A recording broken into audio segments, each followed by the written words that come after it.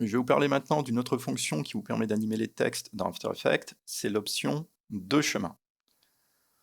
Pour ce faire, je vais recréer une nouvelle composition, que je vais nommer donc animation. Je vais peut-être oublier le A. Texte, option de chemin. Voilà. Je me crée à nouveau un texte en double-cliquant sur mon icône. Alors, cette fonction, vous allez la trouver donc... Attendez, je vais simplement modifier la taille de mon texte. Voilà.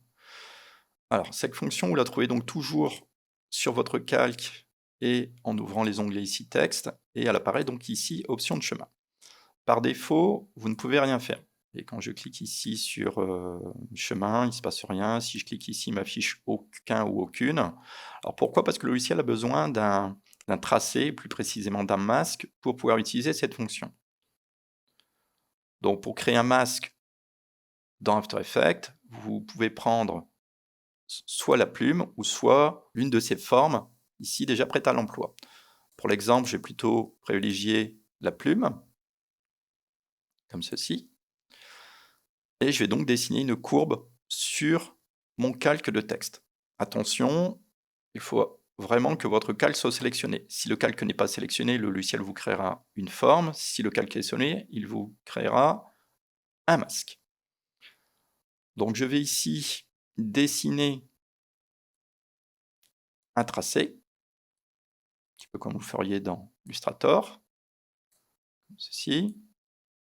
Voilà, peut-être déplacer, oui, vous pouvez toujours déplacer les points, cas échéant.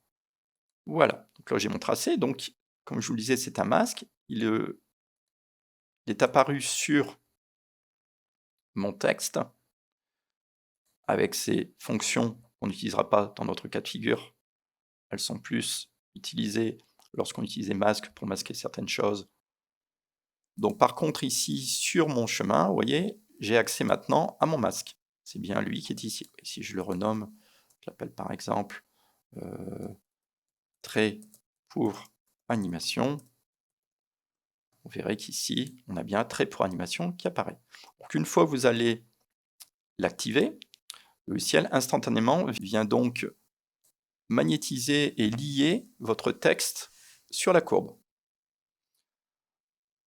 Une fois cette fonction activée, vous avez donc accès à différentes fonctions. Vous pouvez donc ici inverser le chemin, par exemple. Vous avez ici possibilité de mettre perpendiculaire ou non votre texte sur le chemin. Vous voyez, donc là, actuellement, il n'est plus perpendiculaire. On le voyait bien précédemment, les lettres étaient bien perpendiculaires au tracé. Vous pouvez forcer l'alignement, donc c'est-à-dire demander au logiciel d'aligner les lettres, ou de répartir les lettres plus précisément sur l'intégralité de votre chemin. Donc ça peut vous permettre par la suite de faire ce genre d'effet. Vous voyez, faire un texte qui se compresse pour se créer, par exemple. Donc là, j'utilise la fonction première marge. Donc je vais désactiver pour l'instant forcer l'alignement. Et donc, par la suite, vous allez donc pouvoir ici animer soit l'option première marge ou dernière marge, comme ceci. Mais comme vous pouvez le constater, dans notre cas de figure, on a exactement le même résultat. Alors pourquoi? Parce que tout simplement, ici, au niveau des options de paragraphe, le texte est centré. Vous voyez, si par exemple vous l'avez aligné sur la gauche, vous ne pourrez utiliser que la marge de droite. Vous voyez, la marge de gauche ici, la dernière marge, pardon, excusez-moi, je me trompe de terme. La dernière marge ici ne sert à rien. Inversement, si je place ici mon alignement à droite, je ne pourrai utiliser que la dernière marge et non pas la première marge. Bon, je vous conseille dans un premier temps de rester sur centré. Dans ce cas-là, vous pourrez utiliser l'une ou l'autre option. Donc si je vais remettre ici pour l'instant dernière marge à 0, et je vais donc pouvoir animer la première marge. Vous avez aussi la possibilité de déplacer votre texte, non pas simplement en donnant des valeurs ou en faisant un glisser-tirer, comme je suis en train de le faire actuellement avec ma souris. Vous pouvez aussi, en resélectionnant l'outil de sélection ici là-haut, prendre, vous voyez, si on a un petit curseur, prendre le petit curseur qui est situé au milieu de votre texte ici, et le glisser, par exemple ici. Vous voyez, les valeurs bougent aussi. Donc cette fois-ci, je peux activer mon chronomètre, me placer par exemple à 4 secondes pour la deuxième image, je vais venir rechercher mon petit curseur et venir placer mon texte, tout simplement, sur la droite. Voilà. Alors, il existe pas mal d'options à faire avec ce procédé. Vous pouvez par exemple faire un effet élastique comme on a pu le voir en formation. Vous pouvez aussi le lier sur un masque fermé. Hein. Vous voyez, si par exemple je prends un autre masque type une ellipse que je vais créer ici au niveau de mon texte. Voilà.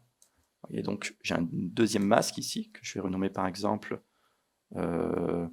cercle pour animation. Voilà.